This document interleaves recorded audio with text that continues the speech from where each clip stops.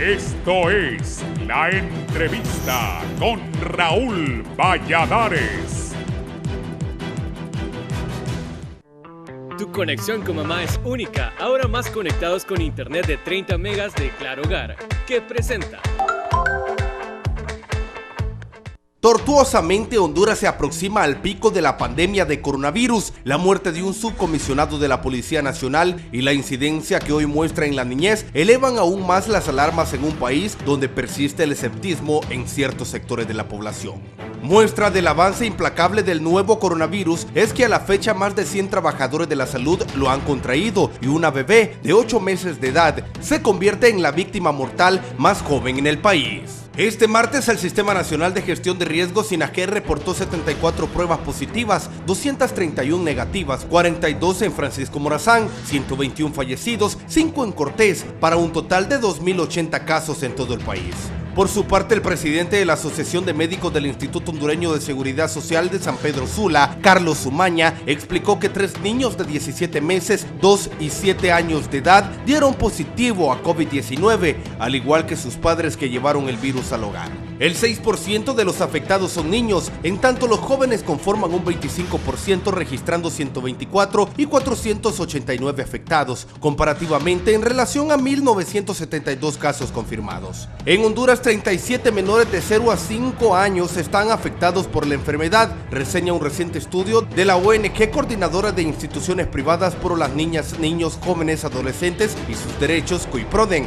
Umaña reiteró que los padres deben extremar medidas de bioseguridad en el hogar. Si sale al llegar a casa, quítese la ropa, báñese, no bese ni abrace a los niños hasta asegurarse de no contaminarlos. Esto lo que demuestra es que cuando sale un padre, la posibilidad de que se contagie un niño es importante. Si no hacemos bien la cuarentena, la proyección es un sinnúmero de casos y pudiera desbordar el sistema sanitario, concluyó el destacado galeno. Mientras los Estados Unidos, actual foco del patógeno, se advierte del síndrome de Kawasaki, una enfermedad relacionada al COVID-19 que se ensaña en la niñez de dependencia anglosajona, mientras la Organización Médicos Sin Fronteras alerta su avance en Brasil, Perú, Ecuador, Chile y México, lo que hace del continente el siguiente foco de la pandemia en el mundo.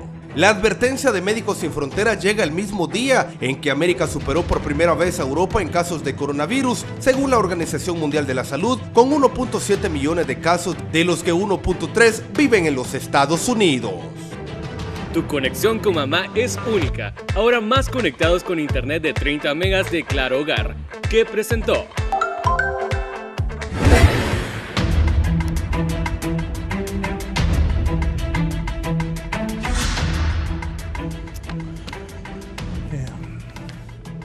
Buenos días, bienvenidos a la entrevista. Hoy es 13 de mayo. Vamos a hablar de diferentes temas, porque niños también están siendo contagiados. Hay 121 muertos, 2.080 casos. El doctor Henry Andino Velázquez es epidemiólogo y Henry siempre ha dicho a lo largo de todos estos días y semanas, Henry ha dicho la verdad. A Henry lo conozco desde que estábamos en el Colegio San Miguel. Y hace 1 o 2 años jugábamos fútbol los domingos allá en Unitec, que Marlon conseguía la cancha. Henry, buenos días, Henry. Si me haces un análisis, hay 121 muertos, 2.080 infectados. Yo pienso que deben haber en Honduras mínimo unos 4.000 infectados, como no hay tantas pruebas. ¿Y qué esperamos? Porque alguien me preguntaba hoy temprano, hoy es 13 de mayo, y yo les dije, esto está comenzando. Henry, buenos días. Buenos días, Raúl. Gracias por la introducción. Siempre es bueno tener un lazo de amistad con alguien tan importante, así que gracias por tu amistad. Este espacio en realidad es muy importante para mí. Creo que nosotros hemos estado durante el tiempo tratando de contribuir con el país, diciendo y haciendo análisis de manera particular, y ahora pues sumando a que las entidades del gobierno están bastante interesadas en esto, hemos estado apoyando con lo que nosotros podemos aportar. El análisis es frío desde los números, por supuesto, y gracias a Dios pues no es peor de lo que podíamos haber esperado. Si alguien recuerda, cuando comenzamos hace más de 60 días atrás a hablar de esto, habían personas que podían haber hecho cálculos matemáticos que podían decir que a esta altura íbamos a tener casi 1 millón de personas contagiadas. La verdad es que es bien difícil seguir dando pronósticos en función del número de personas que podemos ver afectadas. Hay otras alternativas y otras circunstancias que están afectando. Ya lo hemos dicho en varias ocasiones en este medio, nosotros pasamos de una fase 3 a una fase 4 de manera sucinta, casi ni cuenta nos dimos cuando ya en realidad estábamos en el contagio comunitario. Y lo que se antecedía antes de que pudiéramos estar al aire es, en los casos de los niños que refería el doctor Umaña, es claramente que nosotros no hemos obedecido el quédate en casa, no hemos obedecido las mínimas reglas de bioseguridad que debíamos haber mantenido afuera y dentro de casa. Y obviamente eso es lo que estamos viendo, ¿no? Antes nosotros lo hicimos ver con cierta precaución, porque los modelos matemáticos en el momento en que se aparecieron fueron muy útiles y guiaron sobre la respuesta que íbamos a tener. Sin embargo, ningún país estaba listo para tener esta respuesta. No nos asustamos de ver el número de casos en Estados Unidos y de ver el número de muertos. Nosotros tenemos un antecedente de haber estado en 3 eventos epidemiológicos muy importantes, desde el 2001 con el dengue, en el 2009 con H1N1 y hoy día con esta pandemia de COVID-19. Creo que hemos tenido oportunidad de ir haciendo cada vez un poquito más de estudio de qué es lo que ocurre en este tipo de eventos, y nosotros nos hemos sumado, pues desde mi especialidad en medicina tropical, el dengue siempre fue una preocupación y siempre ha sido una preocupación, y cada evento epidemiológico que surge nos llama la atención para investigarlo y medirlo, ¿no? Creo que sin duda no estamos viendo los mejores resultados. Lo dijimos antes, las 2 semanas que pasaron antes fueron muy determinantes para empezar a ver cómo se despega los números y cómo las gráficas en realidad empiezan a mostrar una coherencia en lo que hemos estado diciendo. Hoy día el modelo que nosotros hemos seguido es un modelo epidemiológico de simulación, Autis 2, conocido por mucha gente acá, y él nos había dicho con premura y con cierto balance de que al final de julio, nosotros íbamos a tener 136,000 casos positivos en este país. La forma en cómo se ha ido comportando la curva que hemos diseñado habla de que se va a ir desplazando hacia eso, pero restémosle valor a que hayamos acertado o no hayamos acertado en esto, pero el modelo solamente indica que los eventos epidemiológicos que hemos analizado junto con 10 variables que se juntan en este análisis, se han repetido y se van a repetir en 136,000 veces en este país. Probablemente ahora que vemos 2,000 casos, la gente puede llegar a pensar, no son muchos, los modelos que se hicieron antes no dieron coincidencia con el número, pero no nos fijemos en el número, fijémonos en el patrón. El patrón está diciendo mucho más de lo que el número contundentemente está diciendo. El patrón está diciendo que no seguimos la indicación del distanciamiento social, no lo seguimos. Entendemos que es muy difícil para una economía donde la gente tiene que salir para poder ganarse el sustento diario a la calle, estamos de acuerdo, no lo vamos a discutir en este momento. Lo que vamos a decir es que, como se ha comportado la pandemia, era fácil esperar de que la distribución que afecte a niños, a jóvenes y menos a los adultos mayores, que ese es el patrón en Francisco Morazán, en Cortés todavía los adultos mayores se ven más afectados, es lo que está siendo real, ¿no? Y le hemos puesto mucha atención a otros eventos que no necesariamente contribuyen a una finalización de lo que estamos queriendo decir, pero debemos estar preparados para ver el acúmulo de casos que pronto vamos a tener, y bien decía Raúl, no tenemos suficientes pruebas. Tenemos suficiencia de cantidad de pruebas, pero no tenemos la capacidad operativa para manejar este número de pruebas. En el pasado tuvimos un hálito de esperanza cuando se iba a sumar la iniciativa privada a ayudar a hacer el manejo de estas pruebas, pero en realidad lo que han sumado no ha sido tan significativo como esperábamos, pero seguimos dependiendo de la capacidad del Laboratorio de Virología Nacional, que es quien en realidad ha estado haciéndole frente con el mayor número de pruebas procesadas. Y nosotros, aunque digamos que 8.150 pruebas no sean mucho, creo que han contribuido bastante para que se pueda hacer un avance en los sistemas de vigilancia epidemiológica. Nosotros hemos estado empezando a hacer vigilancia por eventos y cada vez nos vamos a ir acercando a lo que se llama inteligencia epidemiológica, que es combinar estos dos métodos de vigilancia por eventos y vigilancia por indicadores. Ya estamos llamados a vigilar un poquito más los números en función a los resultados que estamos obteniendo con las medidas. Hemos estado haciendo análisis de cómo relacionamos la positividad con las medidas que el gobierno facilitó a la población, y hemos visto que la desobediencia, la no responsabilidad del autocuidado de las personas nos está pasando el resultado que estamos viendo en este número grande de casos, ¿no? La mortalidad, pues es cierto que una letalidad de 10 ha bajado a 5.5 y es lógico, por ahí deberíamos de ir pensando, pero la letalidad no tiene ese patrón numérico que muchos le estábamos dando y la relevancia que le estábamos teniendo cuando estábamos en 10, sino que ese patrón se va a seguir manteniendo y la tendencia es que se mantenga hacia el alza, es decir, el método que nosotros usamos dice que va a permanecer entre 7 y 7,5, y eso lo que va a decir es que de cada 100 oportunidades o eventos que podamos percibir dentro del sistema de vigilancia, 7 personas valiosas de Honduras pueden estar en riesgo de fallecer. Creo que esas son estadísticas que no son favorables, además la advertencia de que esa posibilidad de fallecer esté latente es realmente un punto para preocuparnos.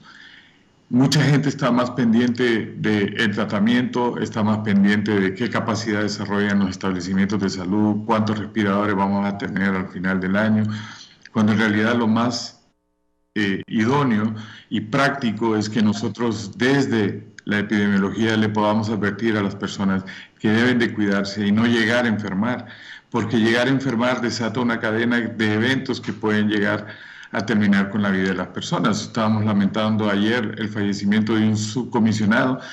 Independientemente de las circunstancias, es una vida valiosa que se pierde por el riesgo de entrar a un círculo de enfermedad que no se puede detener hasta el margen de poder llegar a un estado crítico y fallecer.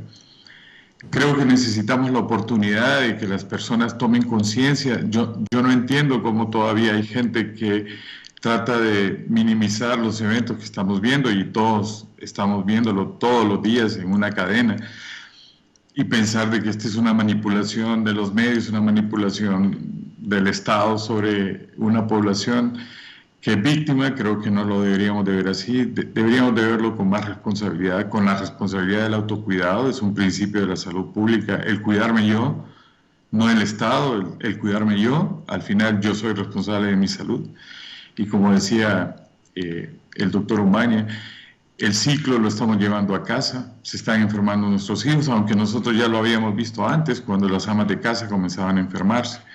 Es decir, el hombre sale a la casa, busca el sustento, pero lleva el riesgo a casa, y las personas que están más susceptibles a ser causadas y enfermadas son las que están pagando con su salud y su vida el resultado de esto.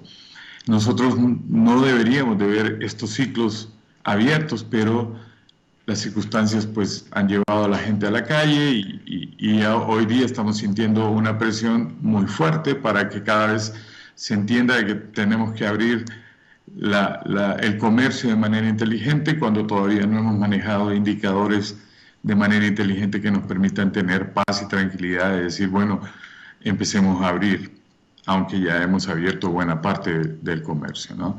Entonces sí hay una preocupación, no solo es una preocupación numérica, es una preocupación en función de lo que estamos haciendo. La gente le presta atención al número de pruebas y se olvida de que el contexto de una prueba pone en riesgo a por lo menos 3 personajes de salud. Cada vez que tomamos una muestra se ponen en riesgo, y es un riesgo que es muy alto en función de entender que los que están enfrente de esa prueba son los que están dándole respuesta rápida a los casos que están suscitándose en las diferentes ciudades. Sin embargo, estamos hablando más del número y no necesariamente de la inversión que significa tomar una muestra, en función de cuántos podemos poner en riesgo de enfermar. La toma de la muestra es quizás uno de los eventos que más contagio pueden provocar. Y como se decía al principio de la emisión del programa, más de 100 personajes de salud han caído en esta pandemia. Eso ha creado cierto miedo en varios colegas, que es lógico, porque deben de desarrollar cierto miedo en este caso, aunque la norma debería ser: vamos a desarrollar cautela y atención, más que miedo y pánico, pero eso es normal cuando detrás de nosotros hay una familia a la que debemos de responder, y obviamente nosotros somos el eje de la responsabilidad de esas familias. Así que sí estamos preocupados, se están haciendo muchas cosas positivas, nosotros nos estamos dedicando a detenernos más en lo negativo, eso es normal en nosotros. Estábamos tratando de hablar más mal del número de casos porque alguien se equivocó en un listado duplicado, y yo creo que hay algo de gallardía en esto cuando las autoridades salen y reconocen su error. No somos los únicos que hemos cometido errores. Ustedes han sido testigos de las noticias internacionales cuando Estados Unidos responsabilizaba a la OMS y a China de disfrazar, de ocultar números, y esa acusación no pudo ser sostenida, sino que fue cambiada en el tema de que nos ocultó la totalidad de los casos. Y lo que trajo con eso fue que se definió mejor el caso de COVID positivo para que todos en una norma internacional admitiéramos las mismas normas y las mismas signos y síntomas para que podamos definir qué caso es positivo de COVID, ¿no? Entonces, sí, estamos muy sensibles a que no, nos están engañando, nos están diciendo lo que no es verdad, cuando en realidad lo que estamos viendo es una forma evolutiva de una enfermedad que ya habíamos previsto que podía suceder, pero no nos tenemos que quedar de los brazos cruzados, sino que tenemos que hacer más cosas. Nosotros no solo estamos hablando desde la televisión, nosotros estamos ocupados validando algunos de los protocolos que la Secretaría de Trabajo ha estado lanzando para pensar abrir nuestra economía, y nosotros estamos tratando de validar algunos de ellos. Entonces sí estamos al frente de muchas iniciativas que tratan de proteger a nuestra ciudadanía, y yo creo que hacia ahí tendríamos que poner la mirada, y además el grado de responsabilidad que hemos dicho antes, el autocuidado de nuestra salud y la responsabilidad que tenemos con que el resto de nuestra familia también haga estos episodios de autocuidado. Creo que el análisis inicial va en función de que si tenemos que tener una mirada paciente y una mirada reflexiva a estos resultados, y empezar a ver de que hay circunstancias que nos están diciendo que las medidas que hemos tomado no han sido adoptadas correctamente, y al final tenemos que seguir insistiendo en esto. La última reunión que tuvimos con la directora de OPS insistió muchísimo en que el distanciamiento social se repitiera con fuerza en los estados, en nuestros países, y eso es lo que hemos estado diciendo. Sin embargo, pues eso no es necesariamente lo que se ha acatado. Y en esta última reunión ella se despidió de los 150 que estábamos invitados ahí, insistiendo en hablen con sus gobiernos, insistan en distanciamiento social, tomen medidas en este nivel y no procuren llevar al ciclo de enfermedad a la población. Y en eso hemos estado luchando para que ese ciclo no se inicie. Y bueno, la lucha no termina, estamos a la mitad, y bien lo decía Raúl, estamos por ver más cosas todavía que nos van a hacer reflexionar muchísimo más. Yo puedo decir con responsabilidad que pronto la curva va a dar su repunte, su repunte, en función de que nuestra capacidad de manejar pruebas esté ahí. Las pruebas nos están ayudando a acercar epidemiológicamente los casos, y bueno, las pruebas rápidas que la gente está promocionando, deben entender que las pruebas rápidas no son diagnóstico, solo son orientadoras. Y a pesar de eso, pues es un producto de riesgo, y es un producto de riesgo que hay que valorar entre que me oriente y me defina qué puedo hacer en ese tipo de medidas y luego desarrollar medidas eficientes desde la prueba real, que es el PCR en tiempo real, que es quien nos dice el diagnóstico y que hemos definido como la única instancia diagnóstica que define un caso positivo de COVID. Creo que esas son las reflexiones iniciales que puedo hacer y tenemos que seguir reflexionando en este y otros aspectos que más enseguida podemos discutir, ¿no? Sí, él es el análisis inicial del doctor Henry Andino Velázquez, que es epidemiólogo. Aparte que somos amigos personales, a lo largo de estos 60 días, cuando al doctor Andino lo han consultado mis compañeros, me gusta la objetividad que él tiene y no anda con afán de protagonismo. Voy a ir a San Pedro para que el doctor Andino Velázquez, Henry, escuche también la participación de médicos en San Pedro Sula. Voy a ir que mi compañero Gerlin Díaz, que está con doctoras allá en el Instituto Hondureño de Seguridad Social, qué es lo que ocurre en San Pedro Sula. Adelante, por favor, Gerlin. Muchas gracias, licenciado Raúl Valladares. Muy buenos días. A esta hora de la mañana me acompaña la doctora María Elena Herrera, quien es la jefa de la unidad de rehabilitación del Seguro Social, y también la doctora Bessie Alvarado, quien es la directora médica nacional del Instituto Hondureño del Seguro Social. Inicio con la doctora María Elena y le consulto. Doctora, la lectura que usted ha hecho ya a la fecha de todos los pacientes que han ingresado al Instituto Hondureño del Seguro Social, los que ya han logrado vencer al COVID, los que aún se encuentran peleando con esta pandemia y un buen número que está presto a ingresar. Buenos días. Buenos días.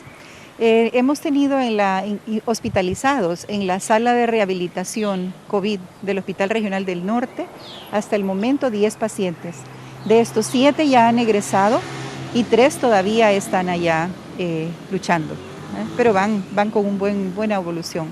Y luego ya de esos 7 que hemos egresado, ya tenemos 5 que están en el centro de rehabilitación como pacientes ambulatorios, terminando de completar su proceso de reacondicionamiento cardiopulmonar y musculoesquelético. ¿Cuántos hay en la unidad de cuidados intensivos aún, doctora? Creo que en este momento hay alrededor de 4 o 5 pacientes en la unidad de cuidados intensivos. Aparte de esta sala, hay otra donde están los pacientes que presentan pues un ligero síntoma de esta enfermedad, que ya necesitan ser hospitalizados. ¿Cómo le llaman ustedes y qué problemas presentan hasta ahora? Bueno, el Seguro Social en general tiene varias salas donde va hospitalizando después de que hace su triage.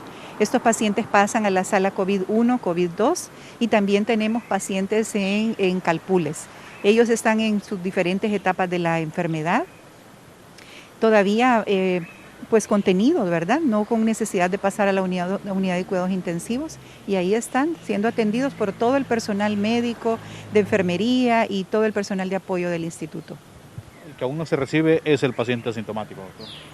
El paciente asintomático, cuando se detecta por una prueba rápida, y él tiene pues las condiciones en su domicilio de ser puesto en aislamiento domiciliario, pues este paciente se maneja en su domicilio, sin embargo con controles y todo el cerco epidemiológico que hace el Departamento de Epidemiología. ¿Cuándo necesita ser ya ingresado a hospitalización un paciente? Pues cuando además de estar o sospechoso, sintomático y descompensado desde el punto de vista cardiopulmonar, ese se ingresa, o cuando ya llega con su prueba positiva e igual se encuentra desde el punto de vista cardiopulmonar, está descompensado, este paciente se ingresa. Descompensado, estamos hablando de que ya tiene fallas respiratorias, su garganta está bastante deteriorada. Sí, tiene mucha dificultad respiratoria, su saturación de oxígeno es baja, su frecuencia cardíaca está alterada, su presión arterial está alterada, más todas las otras pruebas laboratoriales que hacen los médicos allá y que son determinantes de mal pronóstico. Recién vimos ingresar a un paciente ya aquí a esta clínica de rehabilitación que venció el COVID en el Seguro Social. Sí, ya como le mencioné, desde el viernes pasado comenzamos a recibir pacientes en esta clínica. Nosotros aquí le llamamos la fase 2 de rehabilitación. Esto es cuando el paciente salió ya del hospital lo mandamos a su casa, pero todavía está con una dificultad respiratoria significativa, se fatiga, tiene baja tolerancia al ejercicio y por lo tanto no está listo para volver a casa. Este paciente necesita someterse a todo un proceso de rehabilitación que tiene sus diferentes momentos, ¿verdad? Y pues ya tenemos 5, estamos trabajando y con muy buen suceso. Hacemos un abordaje muy integral del paciente, pues las unidades de rehabilitación justamente hacen un enfoque holístico del paciente y vemos desde su parte nutricional, se les está midiendo su composición corporal para ver cuánta pérdida de masa muscular han tenido. Luego también se está trabajando, como les decía, toda la parte de la rehabilitación cardiopulmonar, la parte de habilitación nuevamente para el ejercicio y también, y algo muy importante en estos pacientes, se está haciendo un enfoque psicológico. El aspecto emocional de estos pacientes lo estamos tratando con bastante cuidado. Ahora le consulta a la doctora Bessie Alvarado. Doctora, ¿cómo está preparado el Seguro Social ya con varios casos detectados que han sido atendidos con los insumos y los medicamentos para atender a estos pacientes? Buenos días. Sí, buen día. La Seguridad Social desde febrero comenzó un plan estratégico de la fase 1. Vamos por el cuarto plan estratégico ya para la fase 4. Se ha estado trabajando de acuerdo a la presentación, cómo se ha estado presentando en el país la pandemia, y se ha estado modificando casi semanalmente. Hacemos revisión de los planes porque es muy complejo cómo se va presentando cada vez. La Seguridad Social también no se ha descuidado de los pacientes que tienen no COVID, y estamos divididos en dos áreas, hospital COVID, hospital no COVID, ambulatorio COVID, ambulatorio no COVID. Para junio ya está el plan para ampliar la que es la atención a los pacientes que no son COVID, porque tenemos que seguir con ellos. Igual el proceso de atención primaria que no se debe de perder, desde vacunas, todo el programa de diabetes que tenemos nosotros, 33,000 pacientes que hay que atender. Se les estuvo atendiendo por 2 meses para la dispensación de medicamentos, pero ya a partir del 1 de junio ya entra el plan estratégico de la fase 4, que es bien amplio, desde la medicina comunitaria, entregar medicamentos en casa, cómo va a ser la consulta. Se está terminando el diseño de cómo va a ser la atención ambulatoria, que cambia mucho, hay que ir adaptándose, es otro tipo de respuesta que hay que darle.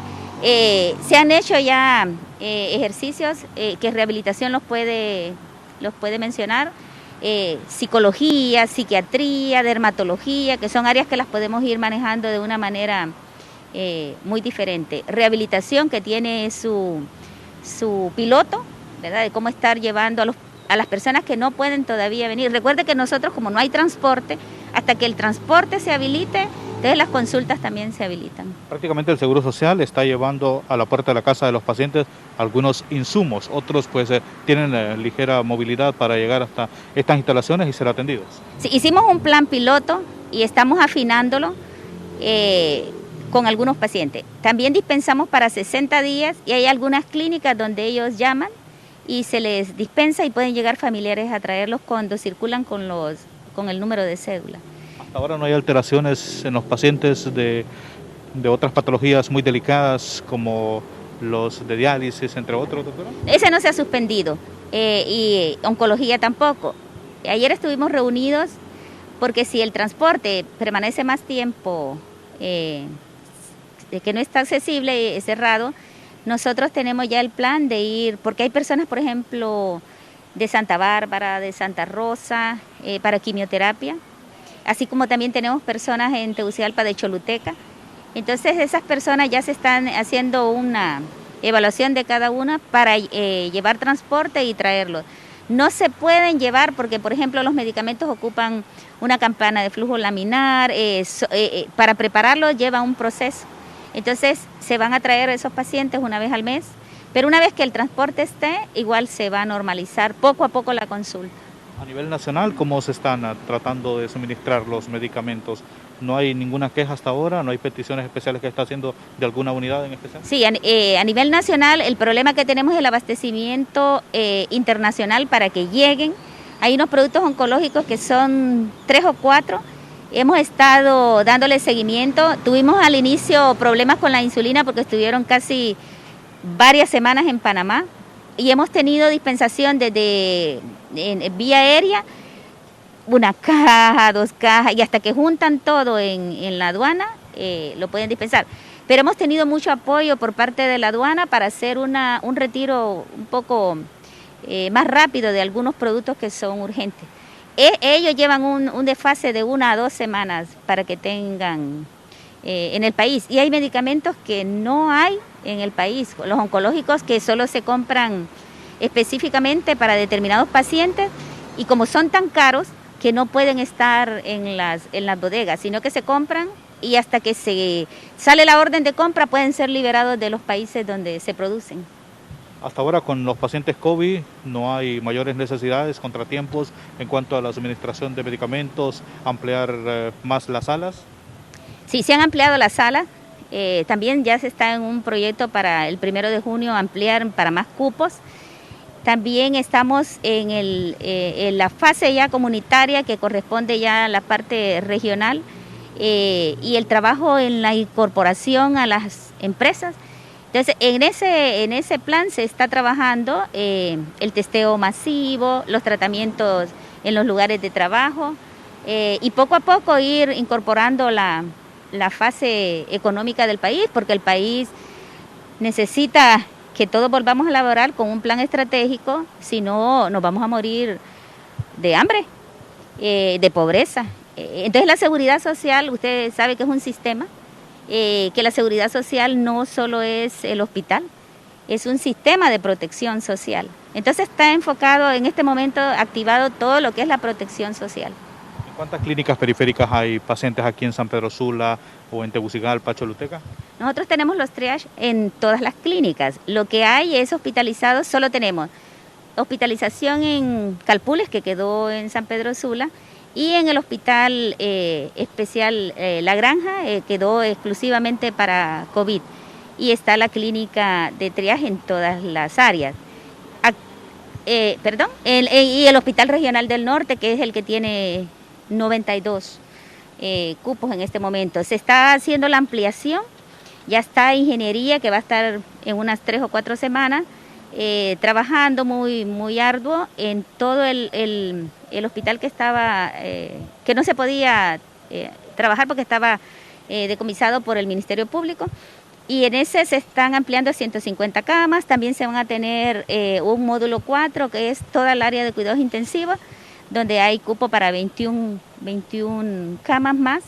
Eso ya se está trabajando simultáneo. Entonces se amplía la cantidad de camas para poder atender. Muchísimas gracias a la doctora Bessy Alvarado y también a la doctora María Elena Herrera, quienes pues nos han dado detalles en relación a lo que se está haciendo en el Seguro Social y donde ellos pues ya también están trabajando en aquellos pacientes que tienen otras sintomatologías y que podrían pues llegar graves cuando se reactive la normalidad en el país, pero que ellos pues están con un mes de adelanto tratando ya esta pandemia y las enfermedades que también son crónicas. Con estas reacciones vuelvo con usted, licenciado Raúl. Buenos días. Buenos días, gracias Erling. Más adelante el doctor Henry Andino verás que va a hacer un análisis de todo lo que están hablando los médicos. Por cierto, unos niños han salido infectados con COVID-19. Voy a ir con Gisela Cáliz, que está con el doctor Darío Zúñiga, que es pediatra. Gisela, por favor. Así es, muy buenos días, licenciado y televidentes de la entrevista. Tal como usted lo ha anunciado, me encuentro con el doctor pediatra Darío Zúñiga y hay preocupación en ellos porque ya son varios los niños que han sido diagnosticados positivos con COVID-19. Buenos días, doctor. Muy buenos días, licenciado Raúl Valladares. Buenos días ahí en el estudio y a todo el auditorio de Canal 11. Sí, definitivamente estamos hablando de que hasta hace 2 días un 32% de los afectados por COVID-19 son niños. Estamos hablando de que un 16% en 0 a 5 años y de 6 a 11 años también afectados en este grupo etario. La preocupación pues es la misma. Si la insuficiencia ventilatoria que llegue a darle a los pacientes pediátricos sobrepasa la capacidad instalada de ventiladores mecánicos en los diferentes hospitales del país, ese va a ser nuestro ay, nuestro dolor, porque realmente cuando hablamos de un 30%, estamos hablando de 30 niños de cada 100 personas afectadas y son alrededor de 2.000 personas. Estamos hablando que probablemente hasta unas 600 de los afectados podrían ser niños entre los 0 y los 11 años de edad. Doctor, en un principio se manejó tanto a nivel internacional como aquí en el país que esta pandemia no afectaba de manera tan directa a los niños. ¿Puede ser que haya habido un exceso de confianza por parte de los padres en cuanto al cuidado de los niños? Yo creo que COVID nos ha venido a demostrar de que la enfermedad va a ir cambiando, evolucionando, al igual que va evolucionando la humanidad misma. Porque estamos viendo que esto empezó prácticamente hace unos 5 meses, en diciembre, en la ciudad de Wuhan, en China, y tenemos que ver cómo se comportan las diferentes razas y las diferentes etnias, así como en los diferentes países. El comportamiento al principio de la pandemia aquí en lo que es el continente americano fue paulatino y fue poco a poco avanzando. Vemos sí que hay una diferencia enorme entre la cantidad de personas afectadas en el norte del continente, afectando más a los blancos. No obstante, las poblaciones latinas en medio de Estados Unidos también han sufrido el impasse de COVID-19. Hasta un 22% se reportaba hace 2 semanas en los Estados Unidos, afectando niños. Un dato importante, porque también hay afección por el dengue. ¿Qué pasaría si se combinan estas dos enfermedades en un menor de edad? Sí. Básicamente lo que sucede es que tenemos 2 enfermedades en un mismo paciente si llegase a pasar. La interpretación de los resultados a medida que el niño presenta síntomas es lo importante que debemos tener en cuenta. Creo que el hecho de que ya tengamos una PCR específica para COVID nos puede garantizar un diagnóstico más rápido, en 24, en 48 horas, para poder determinar si un paciente está afectado por las 2 enfermedades. Esto es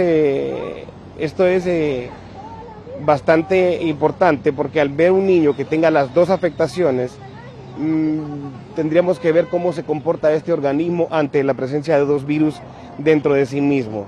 Sabemos lo que el dengue puede hacer y sabemos también lo que el COVID puede hacer. Entonces, creo que a 2 enfermedades la probabilidad de morir se aumenta, evidentemente, dependiendo de qué edad tenemos y también de cómo responde nuestro cuerpo ante estas enfermedades. Ustedes como médicos han sido enfáticos que los distintos hospitales del país no tienen la capacidad suficiente para atender a la población en general si esta pandemia, Dios no quiera, se desborda. Por lo que su llamado para los padres de familia para que estén más atentos para el cuidado de sus niños. Sí, definitivamente yo creo que aquí la situación es la siguiente. Ya sabemos lo que puede pasar, ya sabemos cuál es la capacidad instalada de nuestro precario sistema sanitario, tanto público como privado, para la cantidad de personas que se pueden afectar.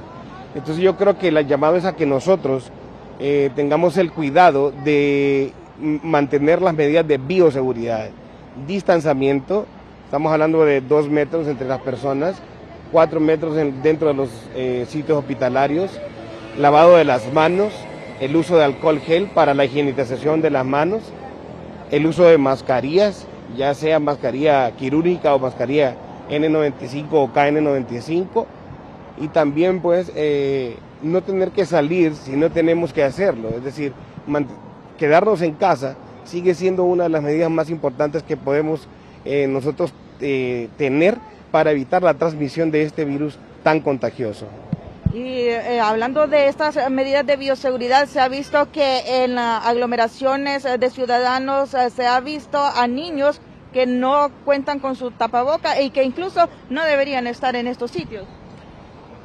Sí, y una cosa bien importante aquí, es que los niños menores de 2 años difícilmente le podemos poner una mascarilla. No está recomendado en los más pequeñines. Entonces, lo más importante es mantenerlos confinados a un espacio que es el de su casa. En este momento, la consideración de que los niños se mantengan en las casas es bien importante y que los adultos mantengamos la cordura y la consistencia de no salir a menos que sea estrictamente necesario. Entendemos perfectamente lo que significa la reactivación de la economía, pero debemos mantenernos protegidos para evitar la transmisión. Bien, muchas gracias. Escuchaban al doctor Darío Zúñiga, él es médico pediatra quien abordaba el tema del COVID-19 que han dado casos positivos en varios niños en el país. Si no tienen alguna consulta desde el estudio, yo vuelvo con ustedes al set principal.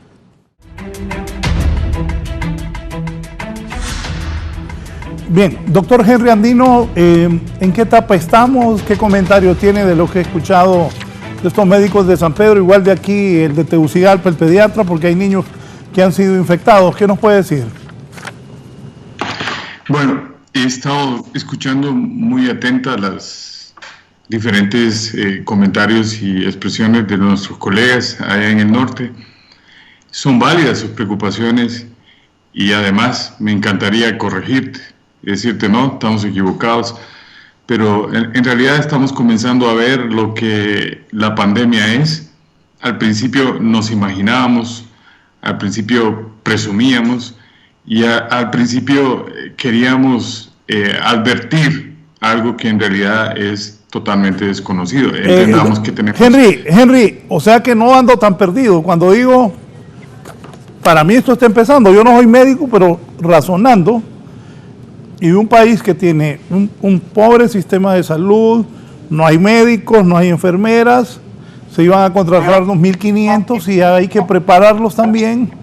Las pruebas, no hay muchas pruebas. Me decía que también estuvo en el colegio, ¿te acordás? Marco Tulio Medina, que ocupamos hacer entre 2.000 pruebas diarias, sería buenísimo para nosotros. Pero otro médico, que también amigo nuestro, me dijo, nunca vamos a llegar a esa cifra. Hay que hacer conciencia en la gente, o sea, estamos empezando, ¿verdad? Definitivamente, y de nuevo repito, quisiera haber tenido la posibilidad de corregirte, pero no es posible, estás en lo cierto. Entendamos que hay un marco del que no nos podemos salir, y es que nuestro sistema sanitario está en un proceso continuo de transformación y no llega al punto de revolucionar lo que necesitamos revolucionar, y eso lo hemos visto. La pandemia solo ha venido a dejarnos ver un poquito con más claridad dónde es que hemos estado teniendo más la atención, y no tengo ninguna otra sensación, pero la salud nunca ha sido una prioridad tan marcada en los gobiernos. Ha sido una preocupación, pero no necesariamente una prioridad. Y a nosotros desde el sector siempre vamos a clamar de que es una prioridad, y hoy damos por sentado de que esto se ha pensado y se ha visto siempre con esa claridad, pero vemos que los resultados no son así. Estamos en una fase donde estamos comenzando a ver lo que va a suceder, y como decía Marco Tulio, si pudiéramos hacer esa cantidad de pruebas, nosotros tendríamos una ventaja para la vigilancia, una ventaja para las decisiones sociales que deberíamos de estar teniendo, como el distanciamiento social y estas medidas que hemos estado promulgando con mucha fuerza se podrían implementar desde otra perspectiva que pudiera ser más efectiva. Nuestro mensaje de comunicación, pues después de 60 días y con los resultados que estamos viendo, ha dejado algo en un espacio donde no se ha podido penetrar, donde no hemos podido conectar a la gente con la realidad, y probablemente también muy acertado, quizás no lleguemos a desarrollar esa capacidad, por lo cual no deberíamos estar pensando solamente en esas capacidades que nos vayan a brindar una solución. En realidad no necesariamente. Hay mucha gente de otros lados, hay muchos protagonistas en esta pandemia que se han sumado a ayudar, y qué bueno que están ayudando. Algunos de ellos han dicho que con las pruebas rápidas podemos salir adelante. La verdad es que la gente debe entender que las pruebas rápidas en este momento Raúl, y con mucha responsabilidad lo digo, hasta este momento Alemania ha podido decir que hasta hace 3 días puede contar con una prueba rápida que tiene una especificidad del 98%. Las que tenemos hoy día son menos del 70% de especificidad. Son altamente sensibles, claro, pero hay diferentes familias de virus que pueden dar positiva esa prueba. Pero sí nos orienta, por supuesto nos orienta y tiene ese valor. El otro valor es el que ya dijimos, ¿no? La forma en que se toma, el riesgo que representa, y eso debe tener un valor que nosotros no podemos cuestionar. Más que solo decir el número, es un valor bastante importante, es un valor técnico y humano que deberíamos rescatar. Más sin embargo, no vamos a tener esas enormes capacidades desarrolladas en este momento. Un especialista en México decía hace 2 días en una carta que nos envió de que él está seguro de que esta pandemia va a estar en el 21, 22, 23, y nosotros podríamos estar pensando, no, pues es un poco arriesgado decir una frase de esas, pero en la forma en cómo se está comportando la pandemia estamos comenzando a ver otras cosas que no hemos visto. Por ejemplo, nuestro colega pediatra hablaba sobre el alto porcentaje de niños que han sido afectados. Hasta el primer caso de un niño menor de 8 años en Honduras, solo se había reportado uno en Gran Bretaña de 8 meses y que logró recuperarse, igual que el caso nuestro logró recuperarse. Pero ahora estamos viendo, la preocupación en Europa es que muchos de los síndromes inflamatorios, respiratorios, se están disparando. El Kawasaki es algo que se decía en la entrada de este programa, que tiene una preocupación en Europa. Nosotros acá no vemos con mucha frecuencia un diagnóstico de Kawasaki, pero sí estamos preocupados. Ahora, no nos preocupamos por cosas tan sofisticadas, nos preocupamos con otra cosa que decía otro colega nuestro, el dengue y el COVID. Las dos tienen un juego que nos preocupa, y cuando nosotros hablamos del sector público del país, solo estamos pensando que hace vigilancia en COVID, nos olvidamos que hace vigilancia en otras 6 enfermedades que son latentes en el país y que son, antes de esta pandemia, ya eran una preocupación y ya era un estado de emergencia, y eso es el dengue, ¿no? Y no podemos olvidar, el dengue tiene una alta letalidad. Quizás no tiene una alta propagación como el COVID, pero tiene una alta letalidad. Nosotros ya hemos visto cómo nuestros niños se mueren de dengue, aunque no se vayan a morir de COVID. Entonces es una urgencia que tengamos la capacidad de discernir clínicamente qué es lo que puede ocurrir en un paciente que tiene sintomatología parecida. Y coincido con el doctor, el pediatra del doctor Zúñiga, es urgente que estas pruebas dignifiquen esa capacidad clínica para poder definir si se trata de un caso de dengue o se trata de COVID. Las dos cosas son urgentes, las dos cosas son problemáticas, es difícil separarlos, y en el aspecto epidemiológico, en ese espectro de vigilancia, las dos cosas son relevantes y no se pueden separar y no se pueden dividir en este caso. Sí hacemos una prioridad en el número de casos que queremos detectar de COVID, pero ya lo dijimos, ¿no? Es una capacidad que se está desarrollando, que se va a desarrollar aún más, y esperemos que una pandemia como esta nos deje una lección que no nos dejó la del 2009, que esa lección pasó sin pena ni gloria, y aunque tuvimos fallecimientos, nadie dijo nada de H1N1. Hoy tenemos al hermano mayor de esa pandemia, de ese momento, y este sí nos está diciendo cómo se va a comportar ya puesto aquí. Es muy difícil que nosotros pretendamos inventar lo que en otros lados ya se ha trabajado mucho. Entendamos de que no vamos a tener una vacuna de aquí, de esta fecha, 13 de mayo, hasta por lo menos 12 meses más, una vacuna que venga a dar la posibilidad de proteger a la población. Lo otro es que una vez que esté la vacuna, no nos olvidemos que no siempre el acceso a estas soluciones médicas es factible para toda la población. Entonces también es una preocupación cuando desarrollamos una solución. Lo otro es que los clínicos están contentos porque empezamos a ver de que hay esquemas de tratamiento que están dando resultados positivos, pero nosotros que estamos en este tema, cuando volteamos a ver esto, siempre nos quedamos viendo hacia atrás, porque antes de desarrollar una cadena de enfermedad que nos cuesta nos cuesta 3.125 lempiras en este aproximado ahora. No lo decimos con toda la certeza porque nos faltan determinar algunos otros valores que costear no es tan fácil en nuestro sistema, pero el poder desarrollar una cadena de enfermedad que comienza con 3.000 lempiras y que luego se transforma en una unidad de cuidados críticos que va a costar 35.000 lempiras diarios, entonces debemos de estar volteando a ver más hacia atrás. No podemos dejar que la cadena de la enfermedad se desate. Por eso es que tenemos que seguir hablando, como bien decía nuestro colega pediatra, de las medidas que desde un inicio estábamos promulgando y que todavía debemos de seguir promulgando con más fuerza. Nos preocupa el tema de la apertura de la economía y lo voy a decir contundentemente, no solo a mí, a todas las personas que estamos en este terreno hablando de esto. La OMS ha hablado de que si en realidad nosotros estamos abriendo de manera irresponsable nuestra economía, quitémosle la palabra irresponsable, pero ¿qué tal si estamos abriendo aceleradamente nuestra economía, ya sea la formal o la informal, para que las personas se integren a esa vida? Nosotros estamos claros que el rebrote o la segunda ola es peor que la primera. Y eso nos va a traer un costo bastante alto. Si no lo hacemos de manera, que no sé de dónde hemos copiado estos términos anglosajones, de manera inteligente, entonces sí vamos a tener que pagar esa cuenta que probablemente hoy día no la podamos ver transparentemente. Pero seguimos insistiendo en esto, ¿no? El marco de la enfermedad nos enseñó de que no era prioritaria para la tercera edad.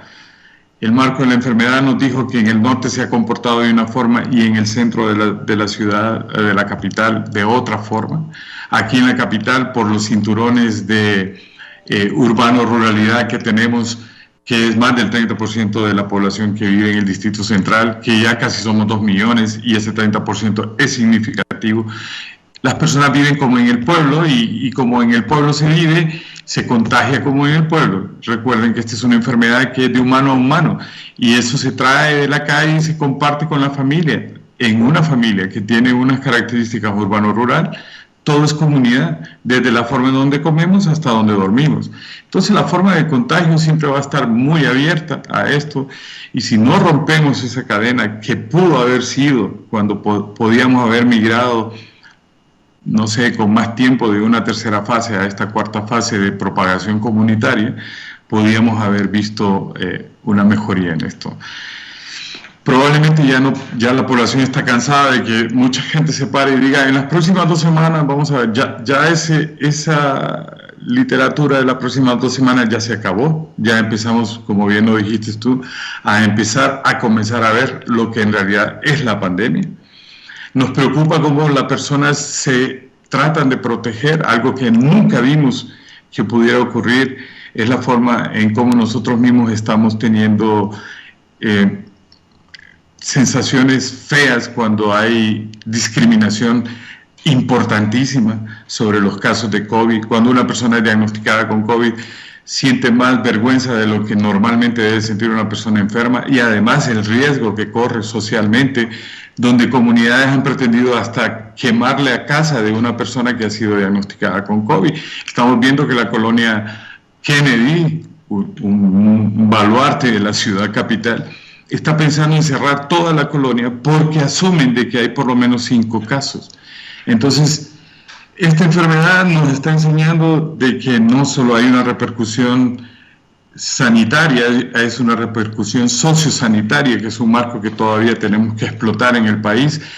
Debemos de abrir el marco sanitario a lo social, porque todavía no lo hemos hecho. Hemos creído que todo se arregla con la biología y con las medicinas, y ahora debemos entender que muchas cosas desde lo sanitario se solucionan desde lo social. Y ahora estamos viendo que es una pandemia que crea discriminación, que crea temor en las personas, que es relevante a la hora de entender cuando hacemos un estudio y analizamos las cifras y vemos que la gente ha demorado en buscar atención médica por esta discriminación. Y ya llegan cuando el estado de salud es crítico y cuando ya las medidas clínicas ya son de emergencia, ya son de medicina crítica y ya estamos empezando a hablar, lo que decían nuestras colegas del Seguro Social, de una medicina de cuidados intensivos, ¿no? Que, repito, en promedio puede llegar a costar 35.000 lempiras la estancia de una persona diaria, consumiendo un montón de recursos que pudimos haber previsto desde antes, ¿no? Desde la perspectiva de la prevención. Debemos seguir insistiendo en esto, y bien lo decías, no tenías que ser un experto probablemente para decirlo, pero estamos comenzando a ver qué es lo que la pandemia es. ¿Estamos queriendo abrir el comercio? Bueno, algo que no es recomendado en otros lados mientras no tengamos cifras coherentes para decir estamos en el momento oportuno para abrir. A mí no me gustan las comparaciones y mucho menos con este país con el que voy a comparar, pero el agravio comparativo es ¿qué está haciendo Costa Rica? Pues planeando abrir a finales de junio su economía, y para lo cual ha estado tomando medidas para poder ser coherentes entre lo que hace y el resultado que va a obtener. En este caso nosotros también estamos haciendo mucho, y la gente todavía no lo ve, la gente todavía cree que es poco lo que se hace y no entiende que es mucho lo que se hace. Se destinan muchos recursos para poder estar al frente de esta pandemia, pero todavía no hemos alcanzado los resultados esperados, no lo hemos podido ver transparentemente que estos resultados nos puedan conducir a decir vamos a abrir inteligentemente la economía. El señor presidente se ha asesorado de un grupo de epidemiólogos que tiene cerca ahí de Tecopeco, que le están asesorando con este tema de aperturar inteligentemente, y le han dicho transparentemente cómo es esto de difícil, ¿no? Es algo tan difícil que muy pocos países en la región lo están considerando a corto plazo. Sin embargo, aquí el rumor que corre en la calle es que la próxima semana ya todos volvemos a la normalidad, que en realidad es un espanto pensarlo de esa forma, sin mediar el resto de medidas que deben de venir. El tema, Raúl, doctor Andino, ahí, y quiero ordenar mis ideas. Correcto. Si abren, mire, los maquiladores quieren abrir.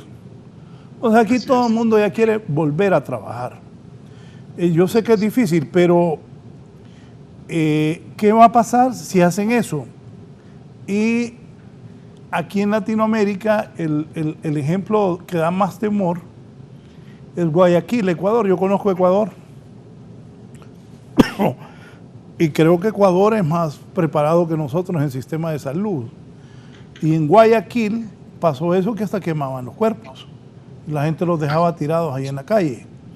Entonces, y lo que usted está diciendo, lo que está diciendo el doctor Henry Andino, es cierto, ya la gente quiere que abran todo. Aquí todo el mundo quiere abrir ya. Y unos me alegan, y es cierto, por ejemplo, ayer alguien me habló del sector de la construcción, los albañiles, los taxistas que piden comida. O sea, no es fácil. Pero ese riesgo que hay, dígale a la gente, doctor, porque usted tiene una ventaja, explica bien en un español que el pueblo entiende. Yo le digo aquí a los periodistas que nosotros tenemos que hablar de una forma que desde el más humilde hasta el más encopetado entienda lo que se dice. Y tú lo haces bien, Henry, lo estaba platicando aquí con los compañeros. Ajá, y entonces, ¿qué va a pasar? ¿Qué debe hacer el gobierno? ¿Qué ha hecho bien? ¿Qué ha hecho mal? Te escuché decir que los epidemiólogos que están cerca de Juan Orlando le han dicho el riesgo que tiene abrir todos estos lugares. ¿Qué viene en Honduras, Andino?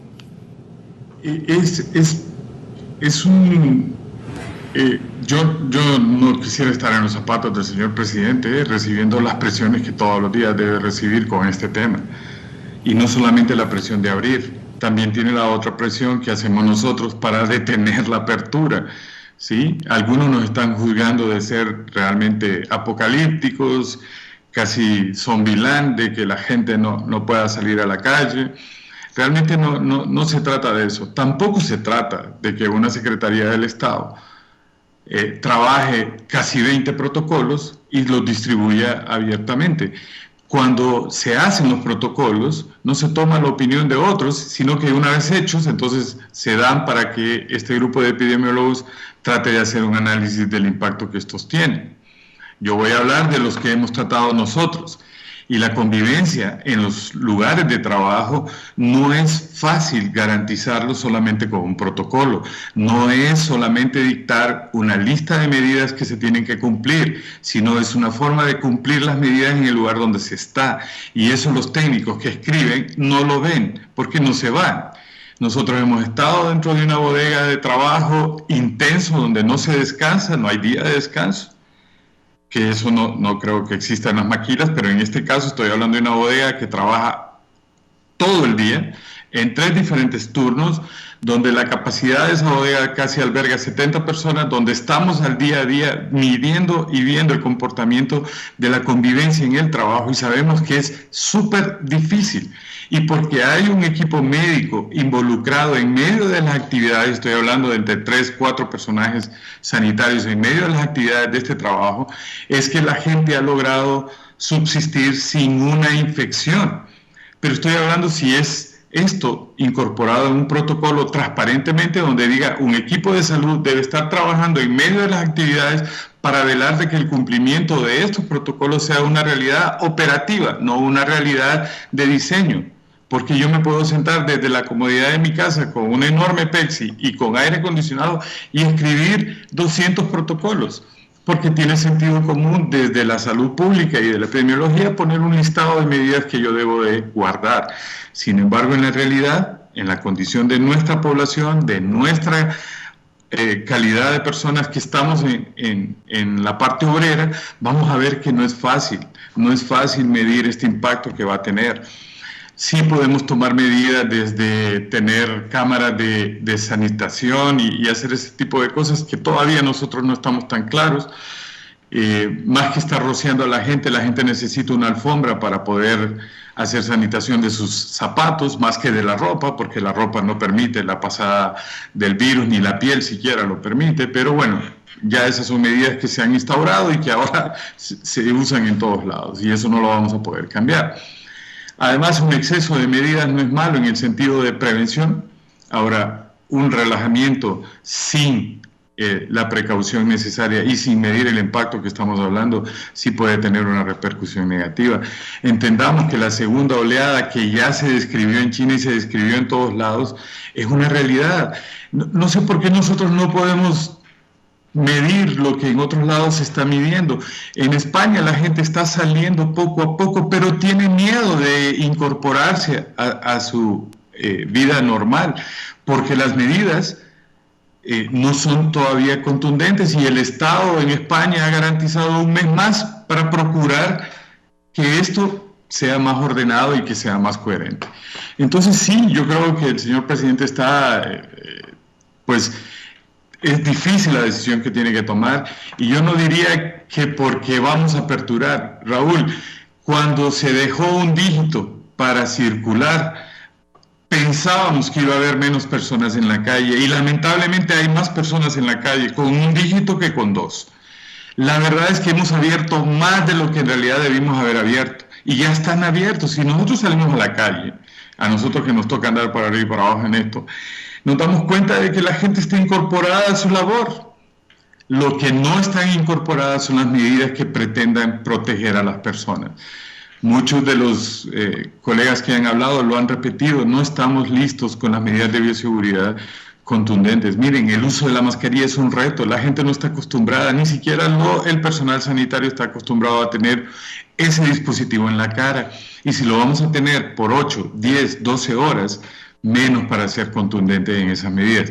Tenemos que seguir trabajando en esto, y eso es una cuestión difícil, pero no imposible, pero tenemos tiempo para poder conducir estas medidas de prevención a que la población las adopte como una realidad de su propia vida, no como una imposición, porque hoy día estas medidas son más vistas como una imposición que como una tabla de salvación de las personas. La gente ya no quiere estar confinada porque se siente como una obligación estar confinado y no como una protección de su propia vida. Yo vengo a las 11 de la noche todos los días para casa y yo veo a la gente haciendo jogging en la calle, con sus mascotas en las calles.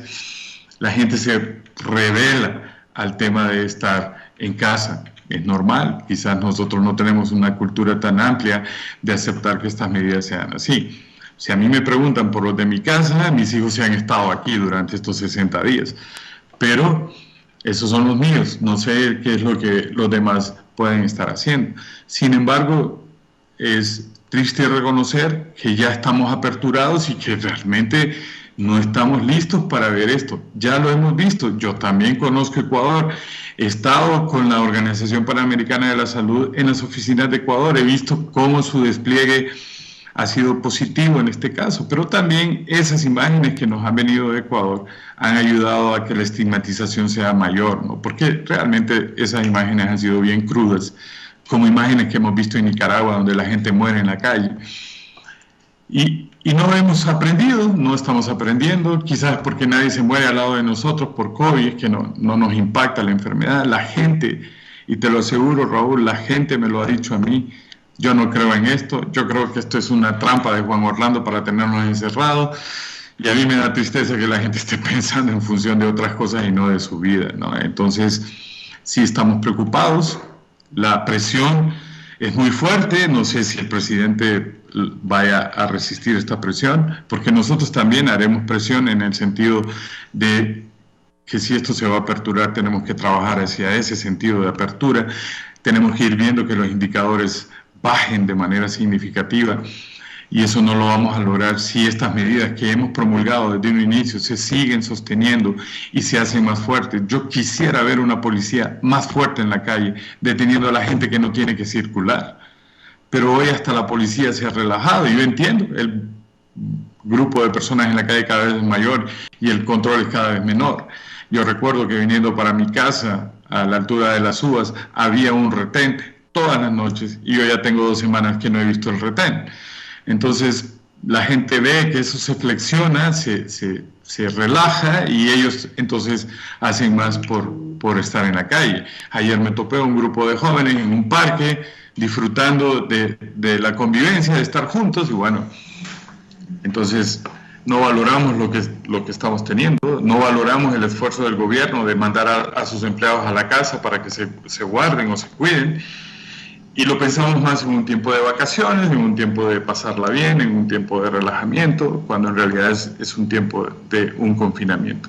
Sí nos faltó mucho, por ejemplo, las cadenas pudieron ser espacios donde podíamos haber educado a las personas qué hacer en un tiempo de pandemia dentro de sus casas, pero llegado un momento más bien se dispararon los indicadores de violencia doméstica, la gente no quiere seguir confinada, y bueno, es parte de lo que hemos estado viendo, que hace presión negativa hacia la apertura, ¿no? Así que sí es preocupante. Quisiéramos, de nuevo decirte, corregirte y haberle dicho al presidente pues qué fácil la tiene para decidir en no abrir, pero no la tiene fácil, por supuesto. Todos quieren regresar a su economía porque están desestimando que lo que estamos viviendo es una pandemia, y pues como yo no me he enfermado, entonces probablemente no me vaya a enfermar y no vaya a pasar nada. Y la gente no entiende que más del 40% de los casos son asintomáticos y andan en la calle repartiendo con mucho gusto lo que a ellos no les ha afectado y que a otros sí les puede afectar. Entonces sí tenemos que tener un poco más de conciencia en ese sentido. Y a veces no estamos hablando solamente de mi autocuidado, sino que mi autocuidado repercute en el cuidado de otros. Si yo me cuido, otros se van a beneficiar. Esa es una política que hemos estado haciendo en estas comunidades de trabajo que hemos estado supervisando. Les hemos dicho, antes no eran una familia, hoy tienen que ser una familia. Ustedes ven a alguien sin mascarilla, por favor exíjanle que se la pongan, porque si él se protege, me protejo yo. Si las personas que mandamos a lavar las manos con agua y jabón cada hora o cada hora y media, o después de manipular un lote de artículos, y después alcohol gel, entienden que tienen conciencia y después exigen y demandan que esas cosas estén disponibles. Ahora imagínate que vamos a abrir la economía en un momento donde el agua es un bien escasísimo y que la gente todavía está peleando por ese bien, y nosotros vamos a obligar a la gente a recurrir al agua y jabón cuando no tenemos. El alcohol gel es muy bueno, pero llega un momento en el que el alcohol fija las bacterias y los virus y necesita el lavado. Entonces no todo lo vamos a solucionar con alcohol gel, sí con agua y jabón, pero ese es un recurso que no todos tenemos a disposición. Hay muchas cosas que todavía tenemos que ver y que medir, y sin duda tenemos que hacer conciencia de que todo comienza con nosotros y todo puede terminar con nosotros. Sin embargo, aquí no es de relajarse ni de darle la responsabilidad a otros, es una responsabilidad muy nuestra, pero sí tenemos el deber de decir estas cosas y de aconsejar a quienes puedan tomar decisiones en este sentido. Estamos todavía por ver qué va a ocurrir. Ya pasaron las semanas determinantes, nosotros ahora estamos haciendo cálculos, la gente sigue pensando, dejaron de hablar del incremento exponencial sobre modelos matemáticos y ahora están hablando sobre positividad de las pruebas. Y yo te digo, Raúl, no podemos hablar de positividad de las pruebas porque no tenemos una conducta de pruebas normatizada, es decir, aquí, bien lo dijiste, no estamos haciendo un número de pruebas iguales todos los días, así que la positividad se va a ver afectada cuando un día hago 4 y cuando otro día hago 100.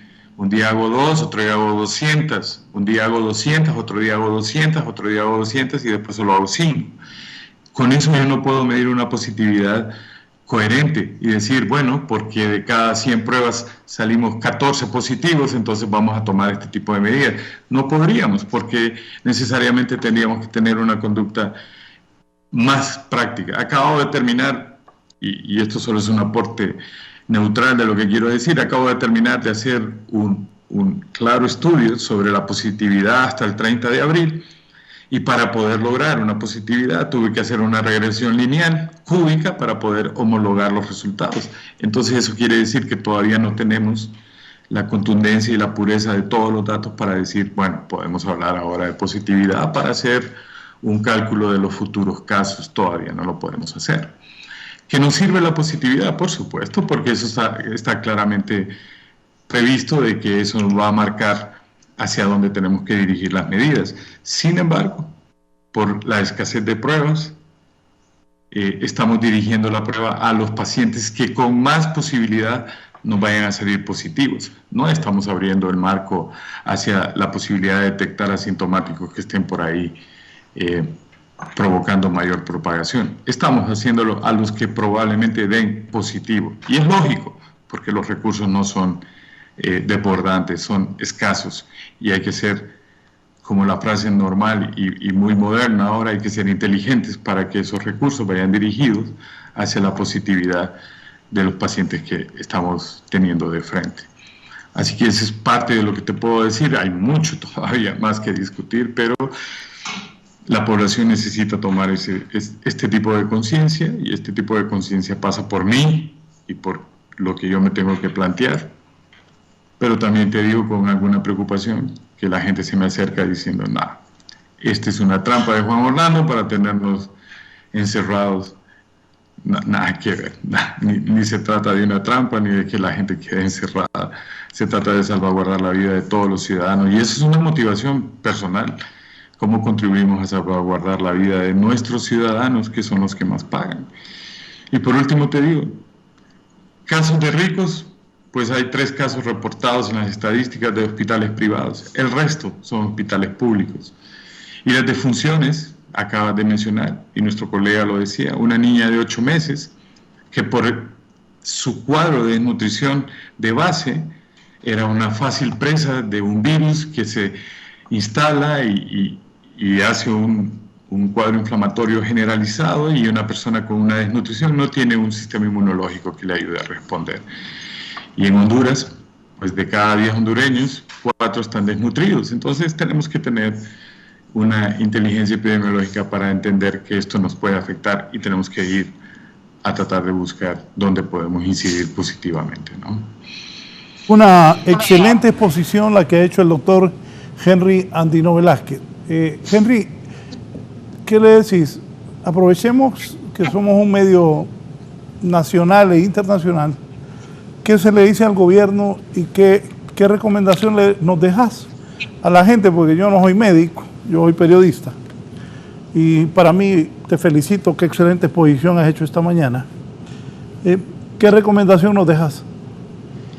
Bien, gracias, y la verdad es que aprovechando que es un medio que se ve fuera y dentro del país, yo quiero decirle a la población, y esto lo recuerdo desde el primer día que me invitaron a la televisora nacional, esta pandemia realmente tiene un ingrediente que no ha tenido las otras, y es que esta solamente se puede pasar de un humano a otro humano. Y en esa relación, la única forma de cortar la vinculación de la propagación es el distanciamiento social. Y eso lo han insistido todas las autoridades sanitarias de acá y de afuera, para que nosotros insistamos a la población. El distanciamiento social es una realidad, pero nosotros aquí vamos a ver las filas del supermercado y hay uno sobre otro porque no quiere perder su espacio. Los hondureños no estamos diseñados para hacer fila, nunca hemos estado diseñados para hacer fila. Toda la vida hemos visto, aún en los coches, que para adelantar nos metemos a donde sea para que la fila se rompa y yo sea más vivo que otros metiéndome por delante. Así que culturalmente no estamos diseñados para hacer fila, pero ahora en adelante tenemos que aprender que el distanciamiento es una medida que protege mi vida y protege la vida del otro. El lavado de manos es una medida que, como es obvia, se obvia y la gente no quiere reparar en que un lavado de manos debe durar por lo menos 30 segundos. No es un remoje de manos, es un lavado de manos donde yo hago un ejercicio de frotar mis manos con agua y jabón abundantes para poder liberarlas de un medio de contaminación. Las manos son el medio de contaminación más efectivo porque sin quererlo nosotros nos llegamos a tocar la cara entre 70 y 80 veces por minuto sin tener conciencia. Y entre más cerca nos tocamos la cara, más cerca llevamos el virus a la vía respiratoria. Entonces, ciudadanos, esto está en nuestras manos. Es nuestra responsabilidad enfermarnos o no enfermarnos. El sistema va a ser responsable de nosotros una vez enfermos y eso es malo. El sistema nuestro de salud le da un culto muy especial a la enfermedad y no a la salud. Y eso lo tenemos que cambiar, pronto lo vamos a cambiar. Ya no es tan importante estar enfermo como estar sano. Es más valioso estar sano que estar enfermo, pero en este país destinamos más dinero para los enfermos que para los sanos. Y eso no tiene coherencia. Necesitamos que ustedes no se enfermen. Ustedes deben de estar sanos. Y esa es la forma, el distanciamiento social. Quédense en sus casas, no salgan, por amor de Dios, no hay nada allá afuera todavía. Y necesitamos quedarnos en la casa, cuidar de los nuestros. Tomen la lección de que estaban refiriendo nuestros colegas en San Pedro Sula, lo que decía el doctor Umaña. Los niños están pagando la factura de que los adultos salgan a la calle. Y no es justo, las amas de casa ya lo dijeron en nuestras estadísticas, también están pagando la factura de que alguien salga de la casa y lleve el virus a la casa. Y los más sensibles y que estén más expuestos a enfermarse desarrollen enfermedad. Ciudadanos, tenemos que seguir estas medidas, Lo que el gobierno ha hecho es un sacrificio importantísimo y la gente no lo ve, pero el gobierno cerrar es un sacrificio importante para que sus ciudadanos se queden en la casa, guarden su salud. Sin embargo, pues nosotros siempre estamos buscando una alternativa para subsistir o para poder estar haciendo nuestra vida diaria. Necesitamos tener conciencia de esto. La apertura no pasa por el número de protocolos que tengamos, pasa por la realidad de lo que somos, ¿no? Y los hondureños tenemos una realidad muy particular y esa es la que tenemos que cuidar, ¿no? Eso es lo que te puedo decir, Raúl. Bueno, Henry, te agradezco, aquí que dejé Kelly. Henry, te agradezco mucho y te felicito. Qué gran exposición la que has hecho esta mañana, de una manera sencilla que el pueblo entiende y ojalá te hagamos caso, porque has hablado claro. Gracias, saludos a la familia, a los muchachos. Gracias Raúl, igual. Fuerte abrazo, gracias. Igual. El doctor Henry Andino Velázquez esta mañana ha dado una exposición que nosotros estamos muy contentos que a través de Canal 11 se ha podido escuchar su voz y ver su imagen, y también de Radio Visión Honduras, hagamos caso. Esto es lo que seguimos, ¿verdad? Sí, vamos a la pausa y seguimos con más de la entrevista. Bien, una pausa y continuamos.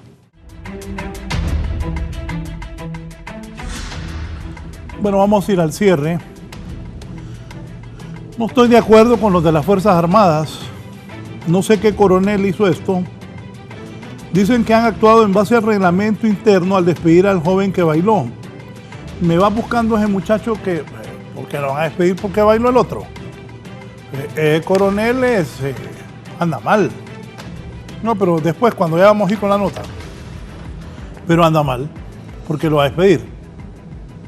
¿Qué tal ese coronel? No, hombre, coronel, ¿qué le pasa? Voy a averiguar quién es para presentarlo. Despidieron al muchacho solo porque bailó. Si no es nada malo. Si yo pudiera bailar como baile de muchacho, uy. Es cierto, solo hizo un baile. Y le van a quitar su comida, el hombre fue a meterse al ejército. Me parece que no es correcto. Yo voy a averiguar quién es el coronel que lo despidió para ponerlo en la pantalla para que la gente sepa quién es el coronel que lo despidió. Estos chafas, hay algunos que son muy radicales. Y ese coronel que despidió a ese muchacho está cometiendo una injusticia. Bien, ya se los voy a presentar. Voy en vivo con Herlin Díaz, están reactivando al fin el hospital móvil de Villanueva. Decían que era una movida, que aquí, que allá, pero ahora ya lo están reactivando. Herlin, adelante. Muchísimas gracias, licenciado Raúl. Efectivamente, estamos ubicados en el plantel donde funciona e iniciará operaciones ya lo que es el hospital móvil aquí en el municipio de Villanueva Cortés. Ya pues han sido contratados 4 médicos para esta sala de triaje, 3 enfermeras profesionales y 2 microbiólogos. Así están ya estas instalaciones. Alrededor de las 9 de la mañana vendrá personal de la región departamental de salud para iniciar pues con la revisión ya de esta sala de triaje. Vamos a ir por acá a nuestro compañero David Velázquez para que él haga la entrada y usted pueda observar al interior de este hospital móvil instalado aquí en el municipio de Villanueva Cortés. Desde el pasado 11 de abril se hicieron estas instalaciones en esta zona, uno de los municipios más contagiados en el departamento de Cortés por coronavirus, y pues se estará ya iniciando operaciones. Vamos a ver si es posible ahí para que nuestro compañero David Velázquez muestre las camas que también estarán, donde estarán los pacientes aquí que resulten positivos y necesiten hospitalización. Son alrededor de 10 camas las que están en este sector. Sin lugar a duda, pues hacen falta algunos aparatos médicos para que termine en su totalidad de ser instalado este hospital, pero ya se iniciarán a tomar muestras para poder pues sacar la saturación del centro de virología en San Pedro Sula y el mismo laboratorio de virología a nivel nacional instalado en la capital de la República. También pudimos observar que parte de las enfermeras y los médicos que iniciarán a trabajar en este centro médico ya están en este sector. Así que solo faltan mínimos detalles para que pues este día ya se dé por inaugurado este hospital e inicien a trabajar después de 1 mes, 2 días de ser instalado aquí en el municipio de Villanueva Cortés. Vamos a ver si es posible salir por la otra puerta para también mostrarles lo que es las clínicas primarias donde serán evaluados los médicos antes de ser instalados al interior de la sala de hospitalización que pues ocuparán algunos pacientes. Ya están instaladas también las plantas eléctricas. Uno de los grandes problemas que tenían era que no existía alumbrado ni tampoco pues agua en esta zona, pero ya las autoridades han hecho lo pertinente, han comprado pues estos aparatos que ustedes están observando en las imágenes, que son de vital importancia para el fluido eléctrico y también pues la suministración de agua que habrá para ser utilizado por los médicos y enfermeras. Estas son pues algunas salas previas donde serán atendidos los médicos para posteriormente pasar a la sala de hospitalización. Cuenta pues con lo necesario según las autoridades de salud del departamento de Cortés, y con esto se iniciará este proceso después de más de 1 mes de estar esperando la población aquí en el municipio de Villanueva Cortés. Repetimos, uno de los municipios que más ha aportado muertos, al igual que San Pedro Sula y lo que es el sector de La Lima y el municipio de Choloma conjunta. Estos 3 municipios, al igual que San Pedro Sula. Con estas imágenes del hospital móvil aquí en el municipio de Villanueva Cortés, que iniciará operaciones este día. Voy a regresar nuevamente con usted, licenciado Raúl. Buenos días.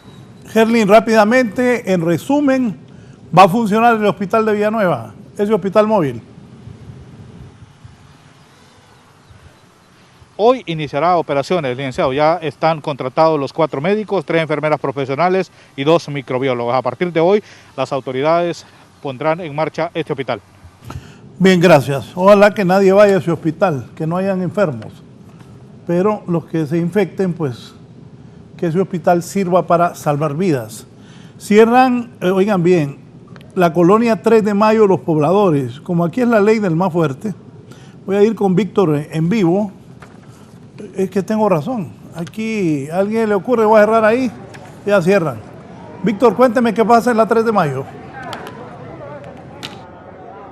Buenos días, licenciado Raúl Valladares. En efecto, nos encontramos aquí en la colonia 3 de Mayo porque los pobladores han tomado la determinación de cerrar esta calle. Porque ellos dicen que mientras la policía ha cerrado este Boulevard del Norte, este tramo que da hacia el mercado Zonal Belén, ahora ellos tienen el problema que el tránsito de vehículos se da por esta zona, y como usted puede observar, pues aquí cualquier cantidad de vehículos está transitando, ya que esta es una vía que prácticamente conecta incluso los mercados de Comayagüela. Ellos ya le habían propuesto a las autoridades, sin embargo no les habían escuchado. Entonces ellos dicen que mientras han solventado en parte esta problemática de circulación o de ingreso al mercado Zonal Belén, ahora el problema lo tienen ellos. Vamos a hablar con un miembro del patronato de aquí de esta colonia, y ustedes han dicho que pues solo se permite el ingreso y salida de los pobladores de aquí de esta zona. Sí, el personal autorizado, los que trabajan con SINAGER, médicos, policías, periodistas, todo, el personal que está autorizado para andar en la calle ahorita, ¿verdad? Sí. Pero el problema que tenemos ahorita es que toda la gente del Carrizal, de todo lo que viene de la zona norte, como tenían cerrado lo que es la pasada por el Zonal Belén, todos ingresan por acá por la zona, pues, y entonces ¿qué? No tenemos nosotros libertad de nadie en la colonia, aparte de que nosotros cumplimos, están encerrados, pero nos están tirando todo el transporte por acá. Ahora, ustedes dicen que también aquí circula cualquier cantidad de gente, no hay control. Si vemos la cantidad de vehículos que pasan por esta zona, de repente no son personas que están autorizadas para circular hoy, por ejemplo. Claro que no, y eso es lo que yo le pedí al subcomisionado en Madrid, de que nos pusieran una persona acá en operativo como tienen en el Zonal Belén, y así evitar de que, mire, la gente que anda ilegal no se va por el Zonal Belén porque sabe que lo van a detener, entonces se va por acá. ¿Qué cuesta? ¿Qué cuesta, digo yo, poner una patrulla que nos haga un operativo, que es todo lo que nosotros pedimos? Varias personas han atropellado, me decían. Sí, tenemos ese problema, nos han atropellado niños. La calle de la 3 de Mayo no es una calle suficientemente amplia como para meter equipo pesado, y aquí circula todo tipo de carros. Eso es lo que queremos evitar. Muchas gracias. Ya lo escuchó usted, licenciado, y aquí pues la gente dice que ellos no se mueven, y por el contrario están esperando el apoyo por parte de las autoridades, ya que ellos han constatado que gran cantidad de personas, por ejemplo, andan en vehículos en esta zona, les piden que se identifiquen si hoy les toca circular, pero sencillamente es gente que anda circulando sin ningún tipo de control, porque de este tramo donde nosotros nos ubicamos hacia la salida del norte y la salida a Olancho, no hay ningún retén policial. Entonces esta es una calle que la gente está utilizando para evadir el retén que está precisamente frente al mercado Zonal Belén. Este es mi informe, licenciado, desde aquí, desde este punto donde nosotros nos ubicamos en este momento. Yo regreso con usted al set principal de la entrevista. Gracias, Víctor. De la 3 de Mayo voy con Kimberly. Los pronósticos para estos días del COVID-19, Kimberly. Muy buenos días, licenciado Raúl Valladares. Me acompaña efectivamente el doctor y especialista en salud pública Marcos Girón sobre estos últimos datos que ha dado a conocer SINAGER. Es alarmante la cifra. Vamos ya aproximándonos a ese pico más alto, doctor, o aún está por venir lo peor. Bueno, nos estamos acercando más a la realidad, al estar haciendo ya 400 a 500 pruebas, podemos estar viendo cuáles son los datos reales y de ahí sí podemos hacer pronósticos. Es de esperar estos 2.080 casos positivos y también lo que nos quiere decir es que debemos de mantener las medidas de seguridad y no relajarnos, porque lo que está ocurriendo en las principales ciudades es que ya vemos que la cuarentena dejó de ser y dejó de tener sentido según en los pobladores, porque vemos muchos carros, vemos los establecimientos llenos y la cuarentena es precisamente para que nos quedemos en casa y que solo salga una persona nada más dentro de la familia. Ya vemos personas corriendo con animales, haciendo otras actividades que no son necesarias y esto debe de cambiar porque este virus puede haber rebrotos en cualquier momento. Por ejemplo, en el sector del Carrizal teníamos controlado el brote, pero nos han llegado, como hay muchas migraciones entre colonias o hay una población numerosa, ahí hay policías municipales, ahí hay personal de la salud, ahí tenemos también personas que trabajan en maquilas, entonces una colonia no va a estar libre del virus, sino que va a haber rebrotes en las mismas colonias. Por eso hacemos el llamado que continúen tomando las medidas porque esto es mortal. Ya vimos el día de ayer que falleció un subcomisionado de policía que de un alto rango. Él es el jefe metropolitano de San Pedro Sula. Es un alto rango, significa que se debe de hacer todo el cerco epidemiológico, no solo en la familia, sino que en toda la tropa de los policías que estuvieron en contacto con ellos. Y hacemos un llamado también a las Fuerzas Armadas, a la policía, que no tengan en hacinamiento a los policías en los cuarteles, que no tengan en hacinamiento a los militares en los batallones. Deben de mantener también la distancia porque en los batallones hay muchos barracones y ahí puede ser un grave foco de infección que podría ser imparable tanto para ellos como para la familia. Un dato importante que me mencionaba, doctor, que cerca del 30% de las pruebas hechas o de los casos diagnosticados son asintomáticos. ¿Esto es a nivel nacional o solo en el departamento de Francisco Morazán? Sí, a nivel nacional el 30% de los pacientes es asintomático, pero en la práctica estamos viendo que la cantidad de asintomáticos está aumentando y eso quiere decir que podemos estar al frente o al lado de alguien que tenga COVID-19 y no nos demos cuenta. Por lo tanto, si estamos, como es del conocimiento de toda la población, que estamos en fase 4, cualquier persona dentro de la comunidad es sospechosa de COVID-19. Por eso urgimos a las autoridades de salud, de SINAJER o a quien corresponda, que se hagan el tamizaje masivo de las pruebas rápidas. Muchísimas gracias al doctor Marcos Girón. Licenciado Raúl, con este contacto yo retorno con ustedes a Estudios Principales. Buen día. Buenos días. Hagamos caso, ya el doctor Girón también dijo ahí qué debe hacerse. Poneme ese muchacho que lo están despidiendo las Fuerzas Armadas injustamente, hombre.